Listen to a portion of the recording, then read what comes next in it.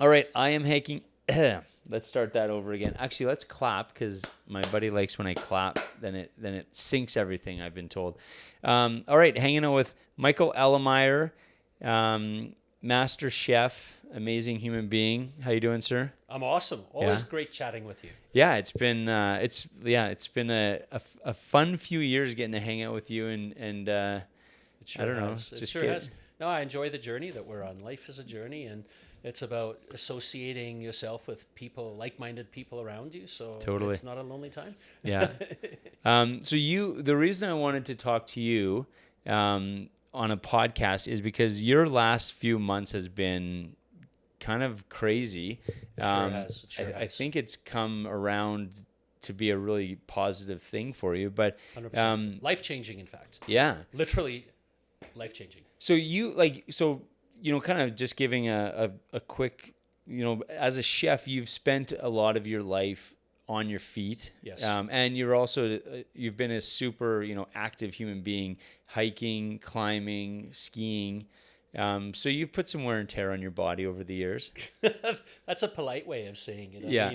I mean, the reality is kitchens are an incredibly demanding environment. Yeah. And the reality is last summer was my 40th anniversary of being in the kitchen. Wow. Up until my current role of being an educator, an average week for me in the kitchen would be minimum 60, if not 80 hours a week in the kitchen on your feet, running. And then, to your point, when I wasn't in the kitchen, I was out trying to challenge myself in new areas, right, outside. So, I've been a super, super active person. And I think the reality is all that activity caught up with me. Yeah. It really did. And I developed severe arthritis in my left hip. And it just started off as a bit of an inconvenience. And then it came to the point where it basically shut me down. And I could no longer enjoy doing what I was doing. And I think back on last winter. Last winter was the first winter that I can remember where I didn't ski, because I've had an avid history of skiing, started downhill, and then 15 years ago I made the transition to cross-country skiing, Right. especially here in the foothills in Alberta. We have access to so much amazing terrain. And so, first winter not skiing, like that's how messed up I was, and how I'd slowed down so much, where I couldn't do that anymore. And it gutted me. It gutted me physically and mentally. So then so how does it work? Because you got your hip replaced, but is that a long process? Like, is there a waiting line? No. How long were you waiting for that to happen? Sadly, and I'm sure all Canadians know and understand this, but our healthcare system needs help. Yeah. And from putting in having a proper diagnosis and putting in the necessary paperwork for surgery took 2 years. So Wow. that was 2 years where I had very limited capacity, and it was 2 years where it progressively got worse and worse and worse. Like, I remember 2 years ago I was still out. I could still do a 3-4 day trip in the backcountry. Granted, I took a lot of painkillers, a lot of Advil in particular, and it just got progressively worse and worse and worse. And then last May, so May 2023, the last hike I did was Yamaniska. Yamaniska is like one of my favorite hikes of all time. It's the perfect kind of afternoon get out sort of thing after work one, and it almost killed me. Like, this is a hike that I could do in my sleep, and I barely got off the mountain. Right? Really? So that was a big, oh no, like I'm done, right? So the process from starting the process of getting my surgery to getting the surgery was 2 years. So and then it was the steady decline of what I could do, and it's crazy how I had to kind of adjust my expectations and also just my workout regimes and what I could do. My workouts were always designed to strengthen the activities I love to do, sort of make me a better climber, better hiker, better skier, that type of stuff, right? To now these exercises are just making sure I can finish my day. Yeah. And just really kind of focus on strengthening and elements like that, right? Yeah. So, okay. So you finally get the call to say, hey, your numbers up, you're allowed to come in and get a new hip. It was like winning the lottery. Literally, I felt like I won the lottery. Yeah. Well, that's good. I'm glad. I would have been scared shitless. But so, what was that process? You've gotten into some graphic detail, which I like. I mean, I cringe, but I love hearing it, because what's funny about getting a hip replacement is there's such a technical, scientific realm to it, but then there's also just like kind of a hammer and nail kind of like old school process to it too. So maybe walk through the process of actually having the surgery. Yeah, no. So the surgery is ultimately the final solution, like, to the problem, right? A friend of mine who's a doctor summed it up perfectly, and he said, a mechanical problem requires a mechanical solution. Right. And that's exactly what a hip is. A hip is a joint, right? Yeah. So I had tried all other types of theory or treatment plans, like cortisone shots. Like, I have done every type of cortisone that you can, and they just stopped working. So the reality is, in your hip, it's a moving joint, and whenever you've got joints or connections, there is cartilage that is responsible for everything moving. Now, with severe hip arthritis like myself, all the cartilage, in my case, was basically gone, and so I was now down to bone on bone, which is a very, very painful situation, and it affects how you can move, right? So for me, I needed a full replacement. There's a couple of other different surgical procedures you can do, but for me it was a full replacement.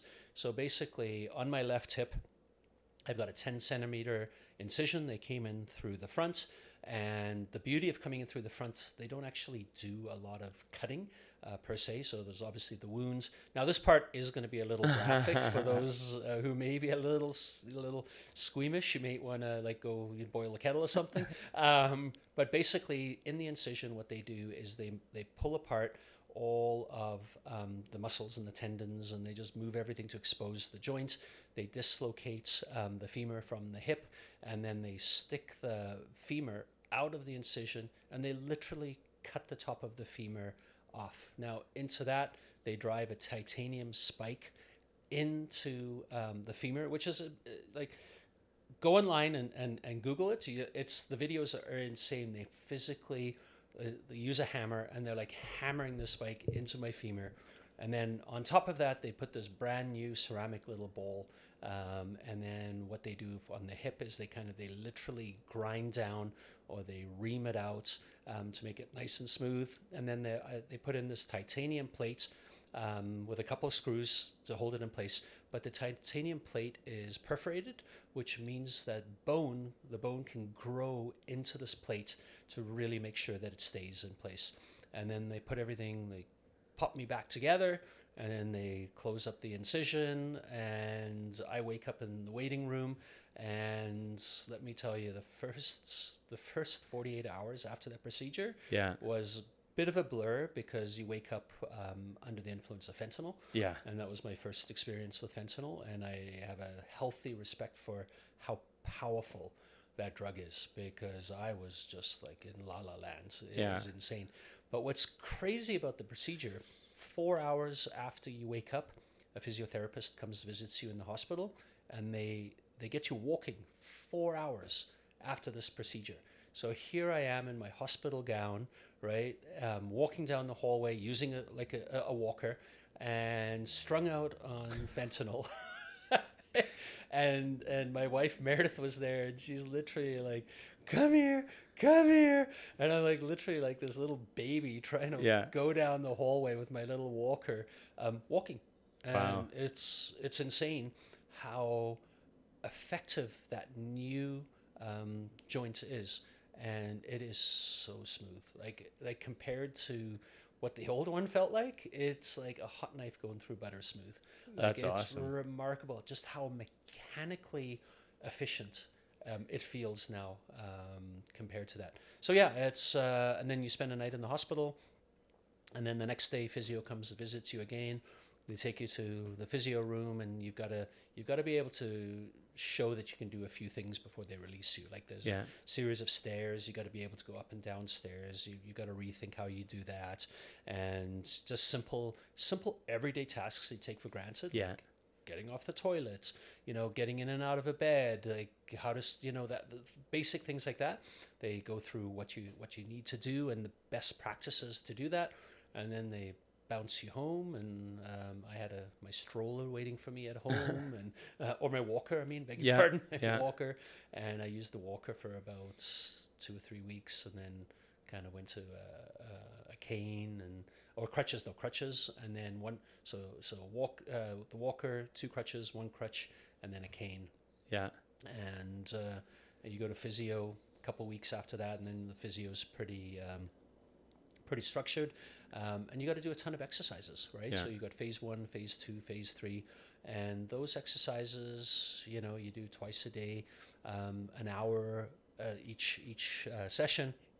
So all of a sudden, 2 hours of your day is just doing these exercises that are designed to increase your range of motion, your strength, and your flexibility at the end of the day. Because all of a sudden, I'm working muscles that I hadn't been working properly for a while, right? Yeah.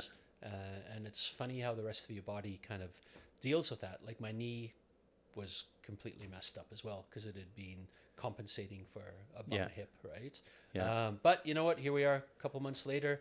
Can't say enough great things about my physio team and my team in general. Yeah. Right? My doctor, my surgeon, his office, physio, massage. I mean, it really takes a team to come back from this. But I was like super diligent with it, and I just built healthy habits. Yeah. Is the reality, right? Totally. And those healthy habits, like honestly, it's the best way to bounce back from it. So I want to go back to you being in the hospital, because how many you're there for how many days? Just one night. Just so Two that to days, me is 2 days, insane. 1 night. Yeah. So because, and like I said, like there's so much. I mean, the idea that they can do this type of surgery is still kind of mind-boggling. Mm-hmm. But there's a lot of risk to it. Like we were talking about, like nothing's without risk, right? Yeah.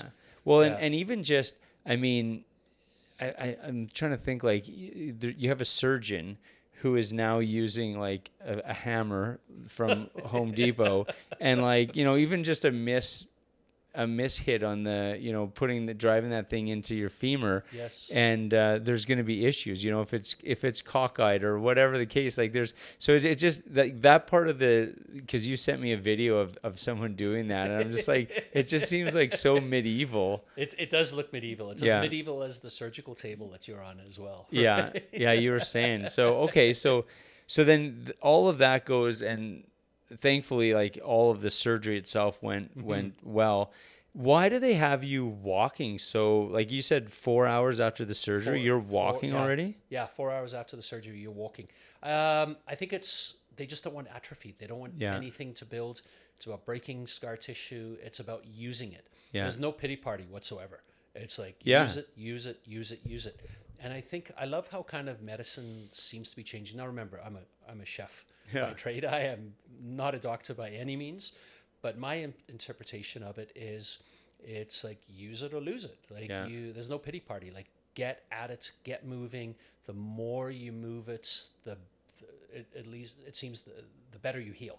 The faster you heal, and truthfully, the first week is the worst. Yeah. The first week it's painful. Like there's a reason that I had fentanyl for 2 days and then hydromorphone for a week afterwards, which is like way stronger than morphine.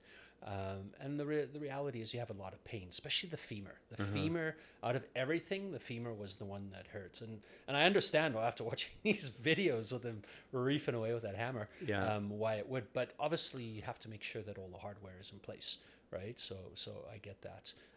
But after that first week is done, every day was better than the day before. And I know it sounds like a bit of a cliche, but it truly, that's how it was. It really was. It was just like, wow, today I genuinely feel better than I did yesterday. Wow, I can actually walk further today than I could yesterday. Yeah. And it was just so positive, and it was just so encouraging that every day was better than the day before. Right? Honestly, once you get past that first week, that's my advice to anyone doing this, is just get past that first week, and be super diligent with your exercises and your physio, and because you're just cheating yourself at Yeah. the end of the day. You got to ask yourself, do you want your life back? And for me, it was like, yeah, I want my life back, because being on the bench for so long, I mean, I'm 57 now. I can't afford to, miss a whole year of my life, which I did before the surgery.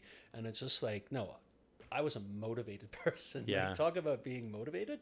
Like, all I wanted was everything that was taken away back. No, and, 100%. And it was like I got a second chance, a second shot, and now being able to, we just got a puppy a couple weeks before the procedure, and that actually worked out really well. Like, we didn't plan it. That's just kind of the universe at work here. And when you've got a pup, you've got to be careful how much you walk them in when they're young, right? Because you can overdo it and stuff like that.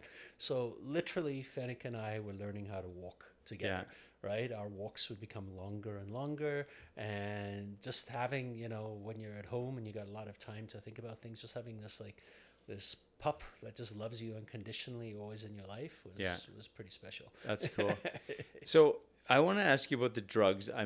Sorry, I keep backing up, but I'm curious because you kind of laugh, like you're on fentanyl right after the procedure, so you wake up and you're on a fentanyl high, which I can't even imagine what that would be like. It mucks with your mind. Like, yeah. Holy cow! Like, narcotics in general, I'm just not a fan. Yeah. Right. What's the danger there? And well, they're highly addictive, of course. But for me, I just didn't feel like myself. Yeah. Like, my headspace wasn't right. And in fact, they tell you, like, you're legally impaired. Like, don't sign any documents. Don't like seriously, like, don't redo your will. Yeah. during this time, because you are not, you're legally impaired. Yeah. Right, under these drugs. That's how powerful Totally. they are. And I get it. It was like, literally, it was like a clear plastic bag over my head. It just, I felt fuzzy. Just everything.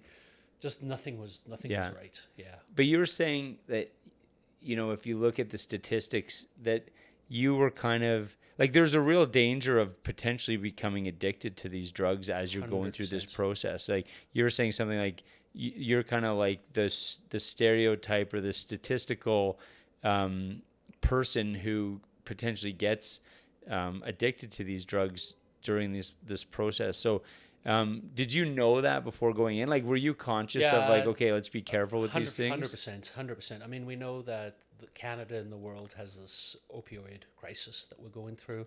And so I was like pretty nervous about that going in there. And talking to my friend who's a doctor, we talked a lot about this, and he was actually amazing, because he was checking with me every day, and every time I was like, how's the pain? Like, how are you doing with the meds? And he was like genuinely concerned, because the pain is fairly legit. Like, there's no doubt about it. And you do need to manage the pain, because from what I understand, pain actually interferes with how you heal. If you're in a lot of pain, it actually it impairs how you actually will heal and recover from that. So you have to manage the pain. Right. But statistically, they say, you think about the opioid crisis, a lot of people who have issues or fall into troubles with it tend to be like a regular guy like me, right? A middle-aged male who has to have some type of surgical procedure, and that's when they start on the opioids because of, post-recovery, and then it just kind of gets out of hand, right, at the end of the day. So I was very cognizant of it. That was probably my biggest concern. The overall, some people get freaked out about surgery. That didn't bother me at all, because I knew I was going to get relief. So for me, it was just like, okay, I was at the point where I'm willing to do anything for this to go away and for me to get my life back. Yeah. Right. So that didn't freak me out at all. For me, it was more about the drugs kind of freaks me out a bit, because you got fentanyl for 2 days and then the hydromorphone for a week, and then just go into T3s, but there's a lot of codeine in those as well, and codeine can be a huge issue as well. I maybe used 25% of the codeine that I should have used, and I just wanted to get off it right away. And I just came up with some other methods and theories. I just kind of switched to Advil, which was way better for you. But I used a lot of visualization methods and meditation and breathing, and it's not for everyone, but it worked for me. Yeah. And I was very grateful for that, actually, that was a benefit to me. I certainly had the time. Well, which, yeah, which was great. And but you used your time wisely. Like that was the really cool thing. Like, watching you kind of after the surgery is, people, I think if you were, talking to your doctor, they would say that, the rehab is the most important part, but you were so diligent with your rehab. So how important was just, yeah, like you had mentioned habits. Like, one thing that I think is unique with you is that you not only have, you don't only prioritize your habits, but you have this like really, special way of motivating yourself by having like these goals in your life as well, right? So I always think it's interesting that to combine the two things, having your daily habits, but having these things that you're looking forward to. So using your ability to kind of like do your daily habits, was that how you just approached the rehab? Was like, okay, this is, 100%. yeah, 100%. So habits create the goal. okay, Or complete the goal. yeah, Right at the end of the day. So I'm very fortunate. So rehab for a procedure like this, especially being a chef, is 3 months, right? So I was very fortunate that I was able to take a 3-month medical leave, which was awesome. And during that 3 months, I had one job. I had one sole job, and that was to get better. That was my sole goal, was at the end of the 3 months that I would be stronger and more mobile and more flexible and just happier person at the end of 3 months than before the procedure. right, And so I just had this relentless focus to invest everything I could and just build great habits. yeah, Right. I mean, I think about my physical habits. That was so easy because it was about rehab. yeah, Right. It really was. For a minimum of 2 hours a day, I would do my exercises. I'd normally do them after breakfast and kind of just before dinner. So kind yeah, of spread them out through the day so they're fairly balanced. Right. And then spiritually, I really delved into breathing exercises and a lot of meditation and a lot of visualization. yeah, Right. I learned some techniques years ago about that, like things like focusing on the femur. Focusing on the femur being strong, focusing on blood flow, circulation, having, all the blood going in and taking all the bad stuff out. yeah, And so it was really kind of, to me, that really worked. Now I know it might not work for some people. Some people might just be like rolling their eyes at all of this. And it's just like, hey, different folks for different strokes. Like, yeah. if that works for you, that's awesome. Who's to say that doesn't work, right? Oh, totally. And it certainly worked for me. And there's something very refreshing about just being able to block everything out of your life completely, Yeah. and just to focus on a certain part of you so that you have this outcome that you want Yeah. at the end of the day. And that was huge, Yeah. right? And obviously for my mind, a lot of time reading, read Yeah. a lot of great books, lots of documentaries, went down the rabbit hole as far as ancient Egypt, the Inca, the Mayan. Nice. kind of visiting some of our ancestral history. Yeah. What about the one book?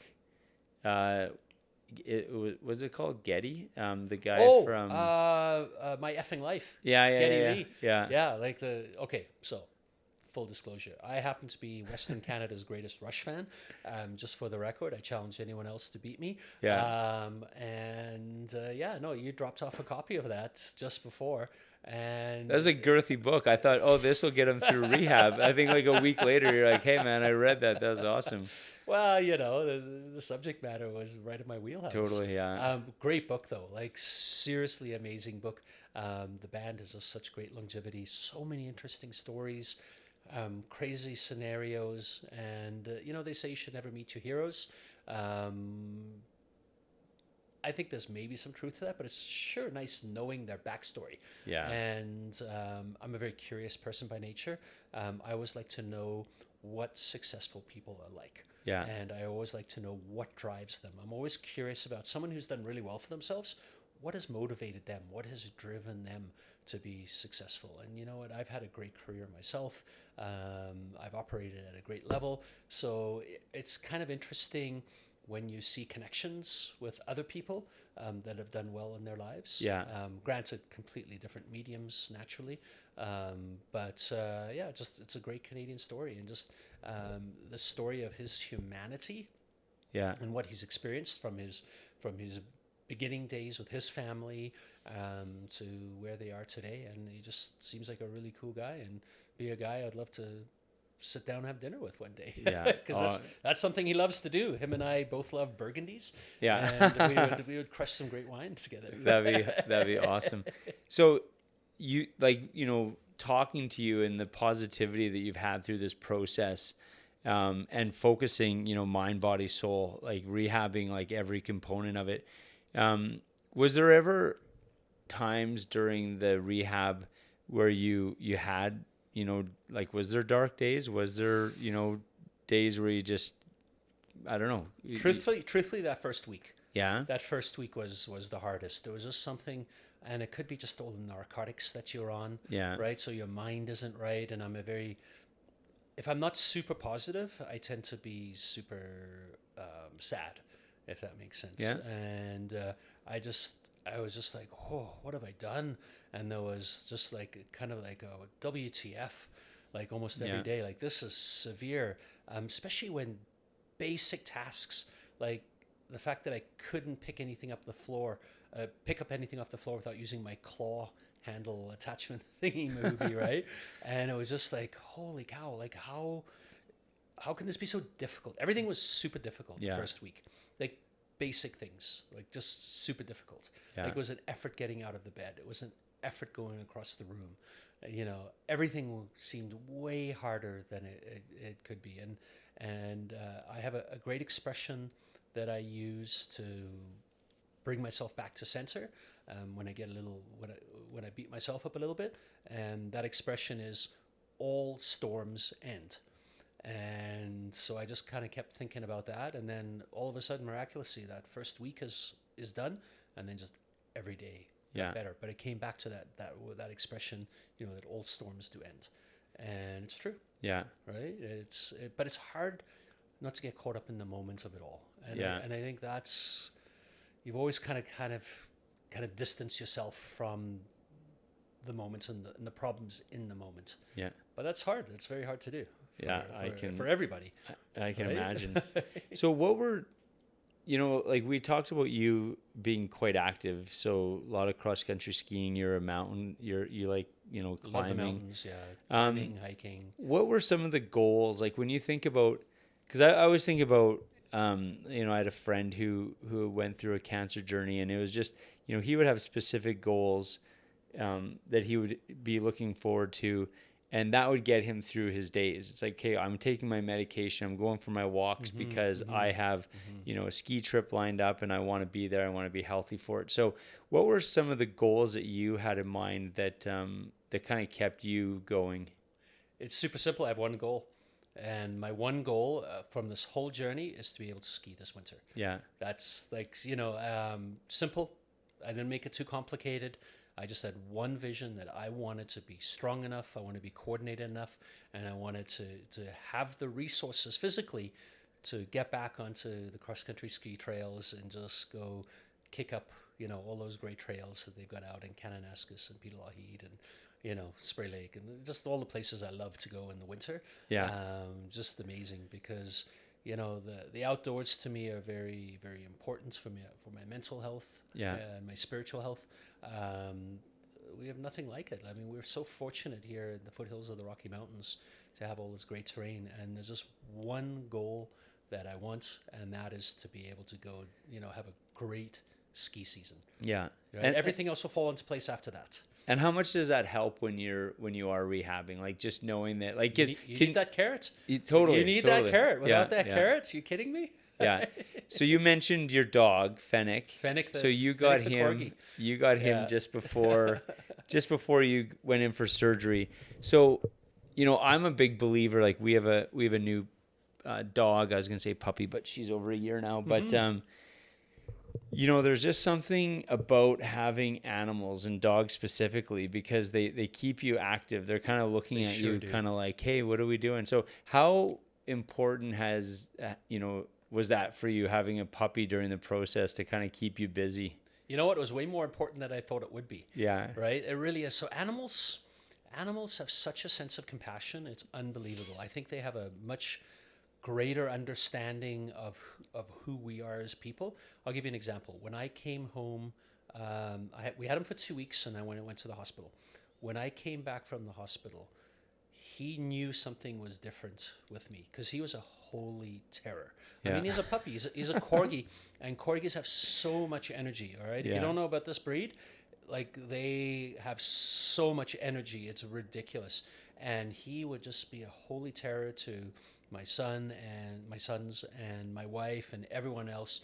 But he knew that there was something off about me, and he was like super kind and he'd be super gentle, whereas he'd be jumping up on everyone else. Like my biggest fear that he'd jump up on my hip and blah, blah, blah, blah, because he likes to do that.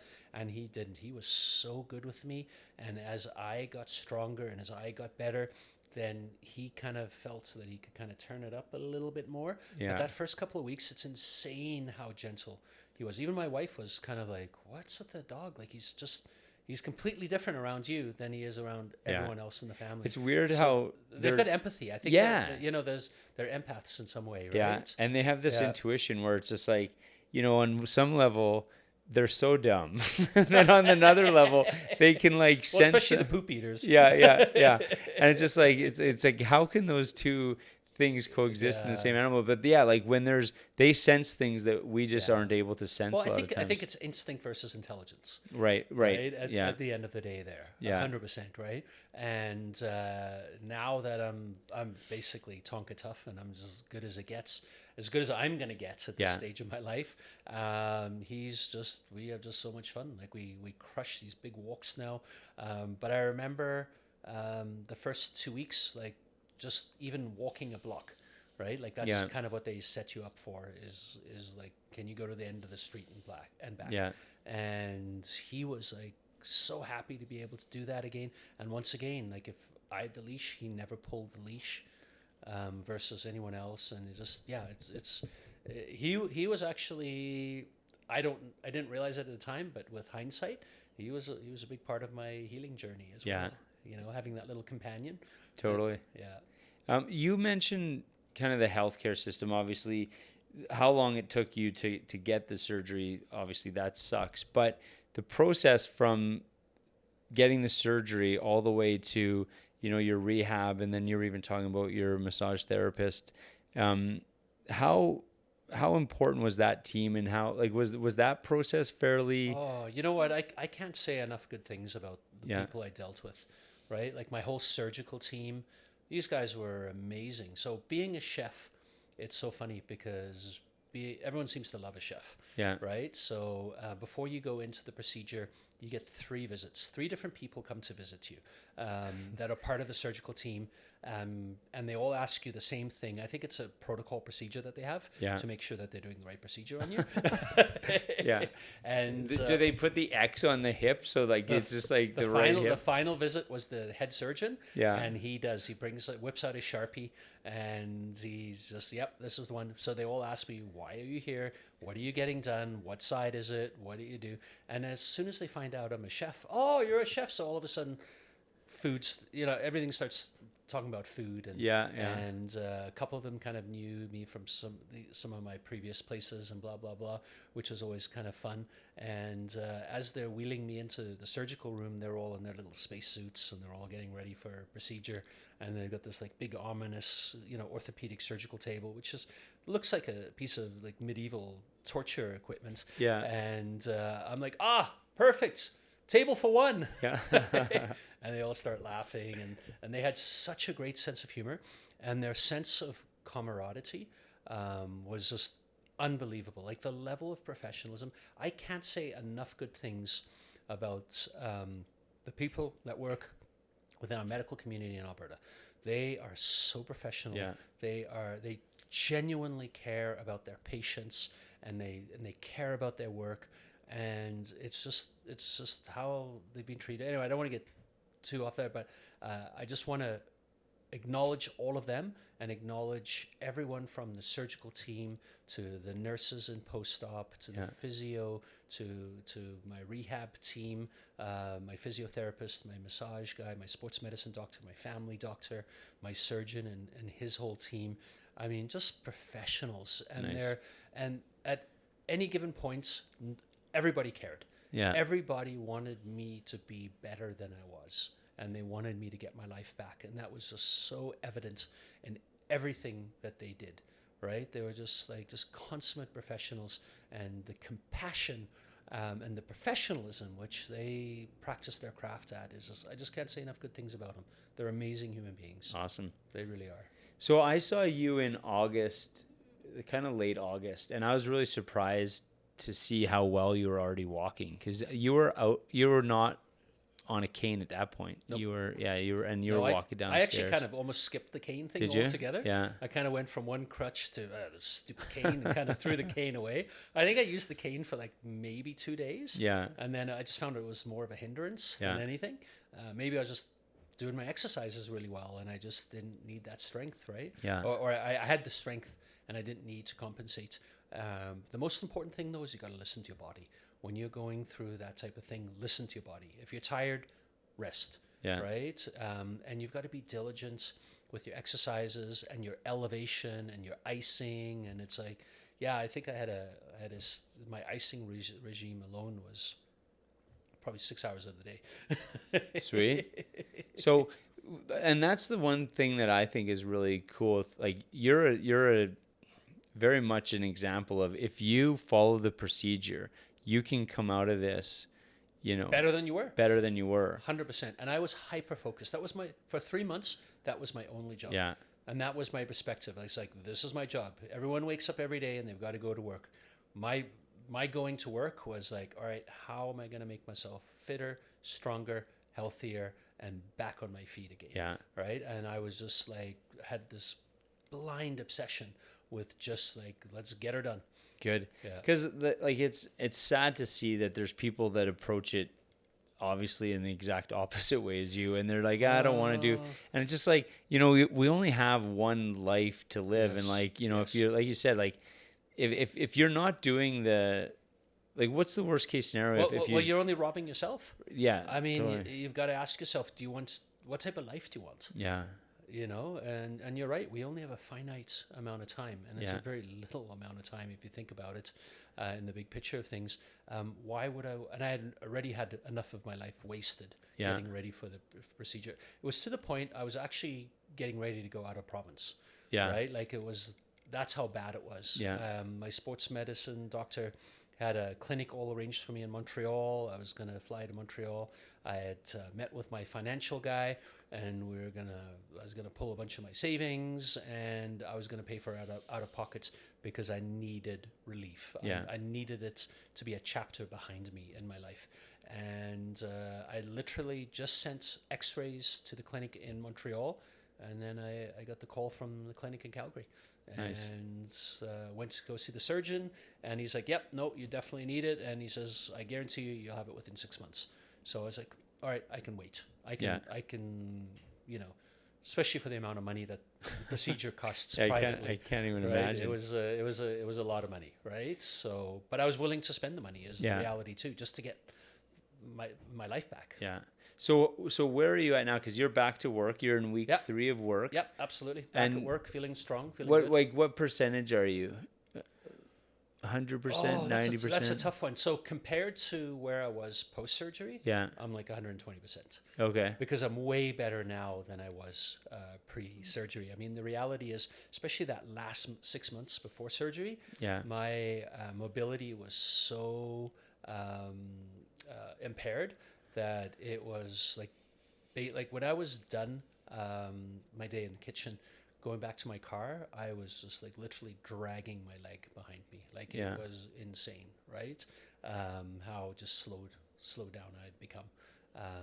And that's all my energy of the day was reserved just to go into work. Yeah. And there was very little left over for me at the end of it. So yeah, I'm at 120% and only getting better every day. Nice. Tomorrow maybe 121.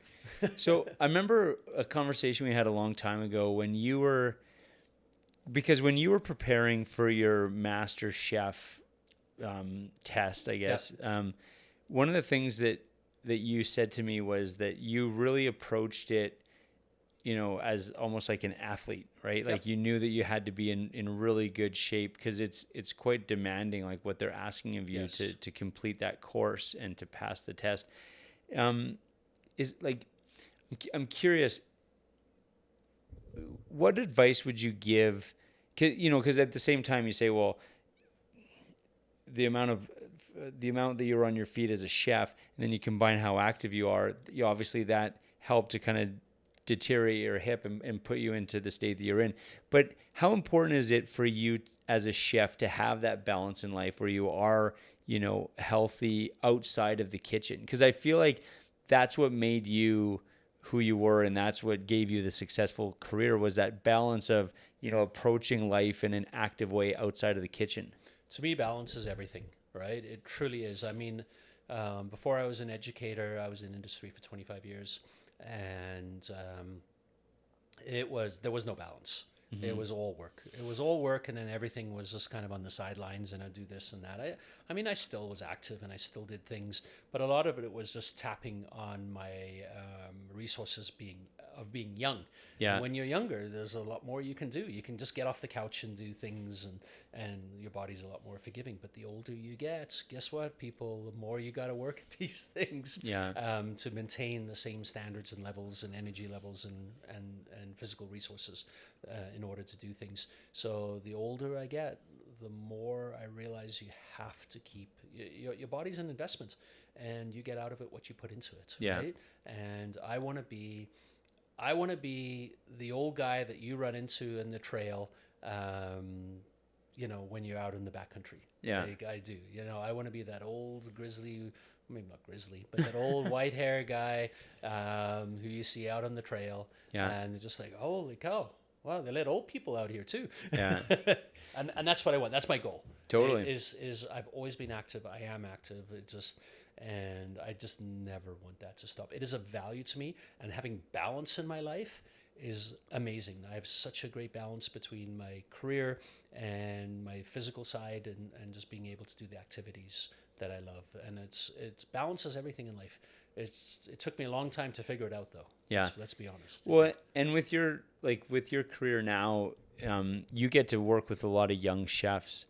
Because I see a lot of, I get to talk to a lot of chefs and people in the industry, and I just think it's, like you said with the surgeons, like everyone loves chefs, right? It's true. I can't even imagine the shit we would eat if we didn't have people like you in our lives. So what advice do you give them when they're just, starting a career in your world, so that they can have successful careers like you've had? So you're right. I mean, I'm surrounded daily by all these young cooks beginning their careers, and I love that energy. I think that's part of the reason I have such a positive outlook on life, is that I am surrounded by all this young energy, and it's infectious. It really is. And I live off of it. My number one advice, I get there's different types of advice I give. Advice I'm really sharing now is invest in yourself physically. Stretch every day. I know we're busy, and everyone's going, I'm too busy to go to the gym. You know what? Here's the thing. You're never too busy to stretch every day. Even a simple task of stretching for like 15 minutes in the morning before you start your day will help you age so much better at the end of the day, right? And then if you can, just invest in yourself physically. Go to the gym 3 times a week if you can't do it every day, right? Just do basic things. Ride your bicycle more than driving your car, if you can, right? Try to walk more than you can drive. Little things like that at the end of the day, it's so important. Watch what you eat, right? It's so important. If you find you putting on a few extra pounds, watch your diet, right? Stay active, watch your diet, and this is probably the most important advice I give a lot of my young people, is find a partner in life who's going to support you, and a partner who's fiercely independent, so you know that you're good with them, because the reality is you're going to spend a lot of time in the kitchen. Yeah. And that's really, really important. So it's an investment in yourself, and just even a simple thing like stretching every day. is going to help you age better, right? Yeah. But remain active. It has to be more than just work. Yeah. You have to find something. And that's why I love your concept with habits, healthy habits, is develop these healthy habits. So it's just something that you do so it's just a matter of fact. It's no different than drinking water and eating every day. Yeah. Right. And they can be simple. They have to be simple if you're going to do them. Certainly to begin right? with. Yeah. Certainly to begin with, Yeah. right? Like don't become, the simpler a system, the more successful it is. And start with simple habits, instead of, like walk to work if you can. Even Totally. a simple thing like that will make a big difference. But I mean it, like 15 minutes, like after your morning shower, stretch for 15 minutes. Yeah. Right? You warm and you limber from the shower, blah, blah, blah. Stretch and you turn that into a lifelong habit. I promise you will age better. Yeah. Just for that simple habit. Well, I'm finally getting into yoga, and how's that treating you? It's been awesome. I did it. I just finished yesterday. It was 28 days in a row. Nice work.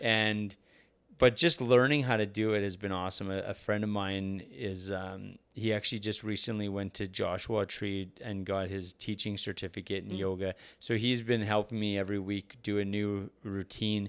And you don't realize how non-flexible you are until you start going through start especially doing dudes, these things. right? Yeah. Especially dudes. And so I can't even imagine how many actual days it's going to take for me to like actually feel, because I still 20 days later feel tight. Like, you know what I mean? It's so yeah, like you said, like just doing that every day, I think 100%. just having, and it doesn't have to necessarily be like a full yoga routine, but something like 15, 20 minutes of stretching every day. And obviously I think yoga is a good way to do that. 100%. But And yeah, there's so many resources now. Like you Totally. don't have to go to a gym if you don't have time.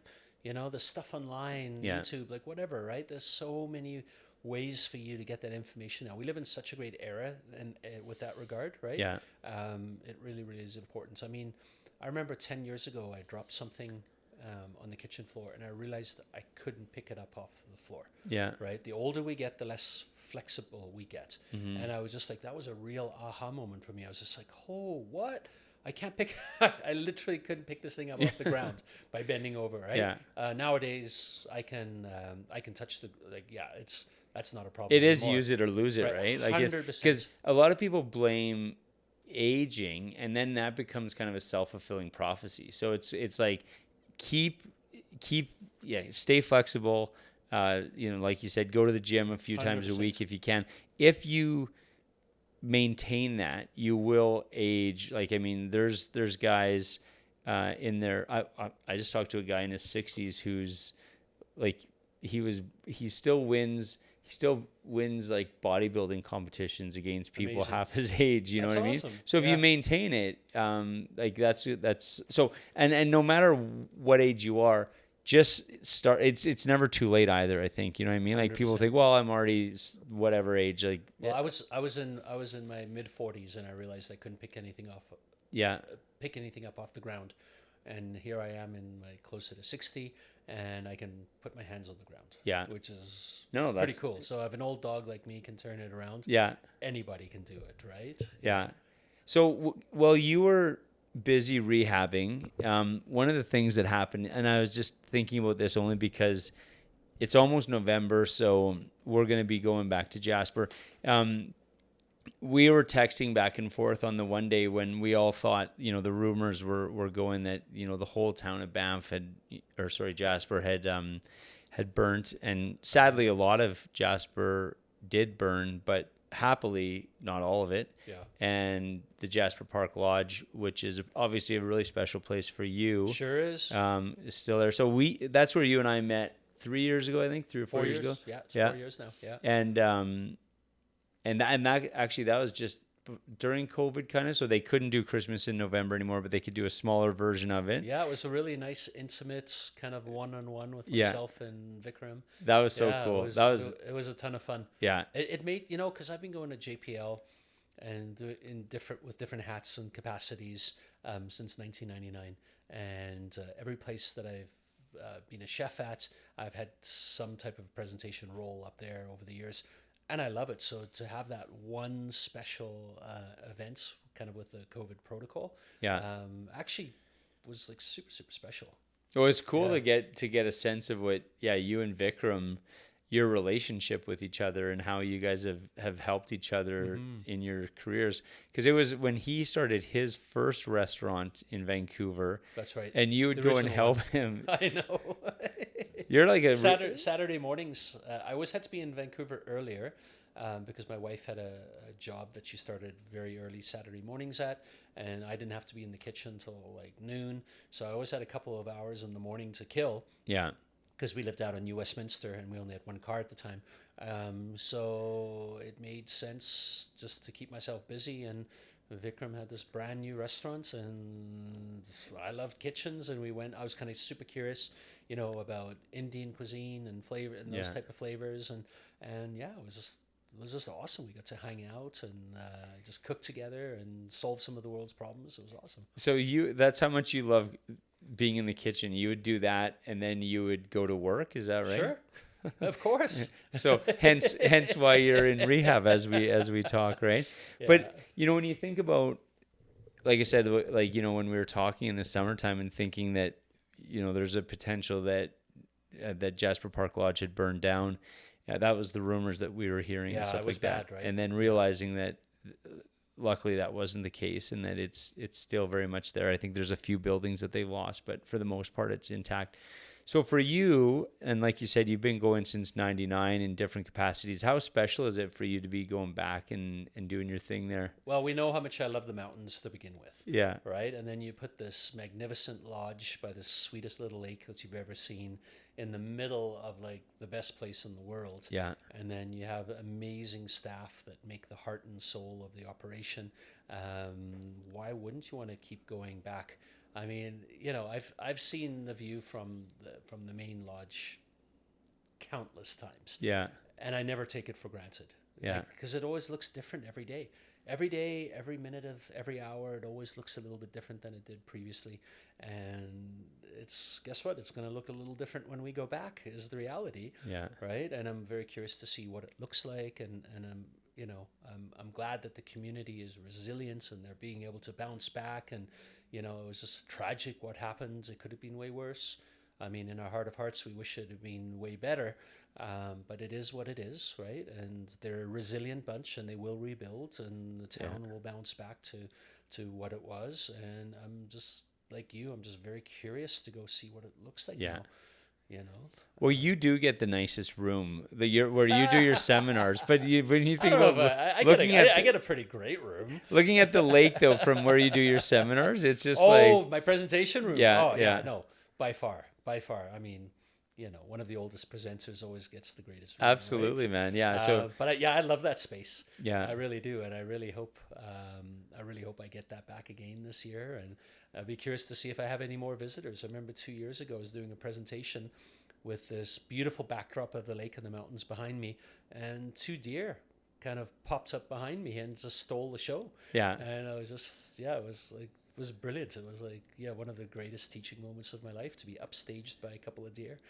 Have you always been, because I will come and watch your seminar, and I love you're such a good teacher.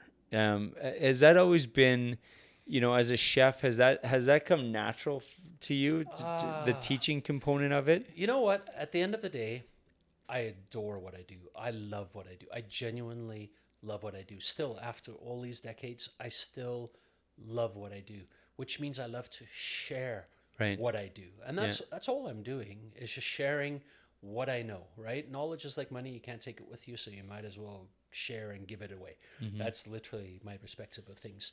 And I think I've probably become a better presenter than I used to be. Yeah. Like everything, it's a skill. And the more you invest in it, the better you become. And I'm very grateful for decades ago, I had a show on Food Network. I was part of a show called Cook Like a Chef. And that was a really great resource as far as it taught me how to present and how to be, articulate something in a very brief period of time.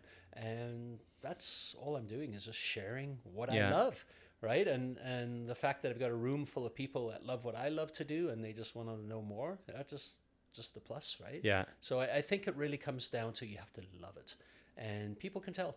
Yeah. People can tell if you do or not. So it's like, be genuine and speak from the heart, and just share what you know. That's my game plan there. Yeah. Nothing complicated. No, totally. Well, and then last year, because we, for whatever reason, got into the cold plunges. Oh, well, that was because of my hip. Yeah. So cold plunging was actually part of my my strategy, waiting for my surgery. Yeah. There was something magical about freezing cold water, how it would give me temporary relief. Yeah. From the pain I was feeling, and it just kind of worked hand in hand with all the meditating and breathing exercises that I was doing. Because when you immerse yourself in 2 degrees Celsius water, you literally start hyperventilating. Well, but it was just cool to see how you really, in no time at all, became like, you were kind of the person that everybody was going to in terms of like, hey, how do I go into the water? What can I expect? Like you put your teacher hat on instantly in that sense. But I thought that was so cool. I'm an educator now. Yeah. If people ask me what I do, I'm an educator. Yeah. That's what I do. I mean, being a chef is secondary now. But I genuinely, you know what? It comes back to just sharing what you love. Totally. It does. And also, I just didn't want there to be any accidents. Nothing ruins an event faster than something going wrong. And not that was ever going to be an issue on my watch. Everyone goes home. And the climbing community I'm with, my nickname is Safety Bear. Yeah. So it's Nice. like everyone goes home the way they came in. Like, that's just how it works. Yeah. That has to be the outcome every single time. It doesn't matter if, you know what, I'll teach you how to cold plunge. I'll teach you how to cook. Yeah. It's all the same to me. It's just sharing what I love. And I thought it was so cool last year how people would literally come up to me after my session and just like, are you plunging today? And I'm Yeah. like, yep, meet you at the dock at 1 o'clock. Yeah, totally. Right after lunch. Make sure you get some lunch. It's good to, get some food in you. Yeah. Yeah, no. But that was awesome. Like, we so good. were doing it every day. Yeah. Right. Are we going to do it this year?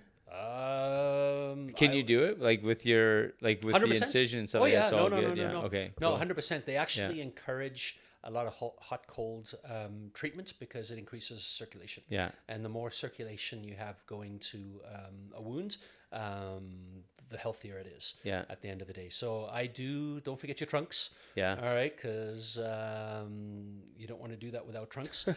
No, I do, but no one else wants to. Yeah. It's pretty cold, Mark. Yeah, yeah. And Everyone's seen the Seinfeld shrinkage episode, exactly, right? Yeah. and nobody wants that.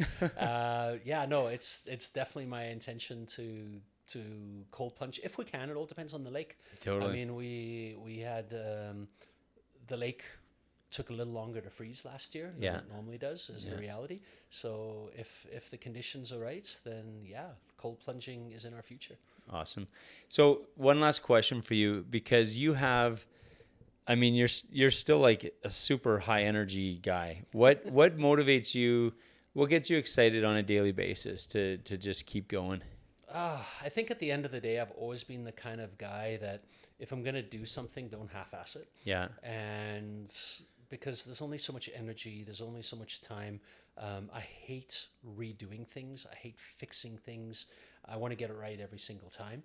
And that's what it comes down to. One of the advantages of growing older is to just get more experience. And the more experience you have, generally the better you get at things. Yeah. And I'm kind of in that sweet spot right now where I can, certain things just come very naturally, and I'm just very strong in certain things. So yeah. No, I love it. And it's been, I can't believe it's been 4 years, but it's been a really, like, just, getting to know you, and just certainly I consider you a friend, but I consider you a mentor as well. Like, just watching you and your positive kind of methodical way that you approach things. But like I said, that's why I wanted to talk to you about your experience over the last 3 or 4 months, because the way that you approached, your surgery and then the rehab after, it was just absolutely perfect. Like, you wanted, you wanted this end result, and you approached the process with that in mind, and you could just see how you were determined to get to, where you are today. So, well, I'm very methodical by nature. Yeah. And I'm very process orientated and process driven as well. I think that's really important. nothing random or accidental. Like, you know, everything has a purpose, everything has a reason. Yeah. And I think that's super important, that you approach everything that way. Yeah. No, and I think people that are, you know, going through similar situations, I think what you do is inspiring, and hopefully, you know, like seeing what is like, because truly, like, going through it, it's kind of best case scenario, but it is, if you're methodical, if you listen to the team, you know, from the surgeon all the way to the rehab team to the massage, if you listen and you do what they're asking you to do, the outcomes, like you said, 120%, right? Absolutely. Yeah. No, I agree. I mean, you get out of life what you put into it. I mean, Yeah. we've all heard that expression. And I can't think of a scenario where it couldn't be more true, right? And I probably did more than I should have. And that's why I'm 120%. Yeah. Is because for 3 months, I had one job, and that was to like literally get back on my feet again. Yeah. Right. I was just sick and tired of being shelved. I was sick and tired of being out of everything that I love to do. Yeah. And it's like, look out, because I'm back. I love it. But honestly, man, like, yeah, you inspire me. So it's Cheers. I definitely appreciate grateful that, my to friend. have you as a friend. And yeah, watching you go through it, it was just like, wow, this is awesome. So nice work, man. Absolute pleasure. Cheers, buddy. Thank All you. right. Thanks, Mike.